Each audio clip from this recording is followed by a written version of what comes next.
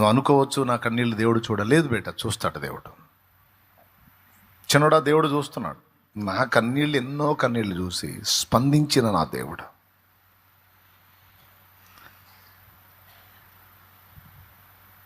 నీ కన్నీటికి కూడా స్పందిస్తాడు. ధైర్యం తెచ్చుకో. చూడనివ్వు దేవుణ్ణి, నీ ఏడుపు చూడనివ్వు. దేవుణ్ణి కదలనివ్వు, కదిలిందా గోపికపట్టు. 2 విషయాలు చెప్పాను. ఒకటి,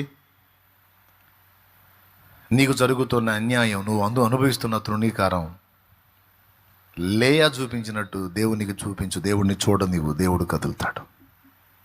నీ అవమానాన్ని దేవుణ్ణి చూడనివ్వు. అలాగే నీ మీదికి వచ్చిన వారు పలుకుతున్న గర్వపు మాటలు కూడా దేవుణ్ణి చూడనివ్వు.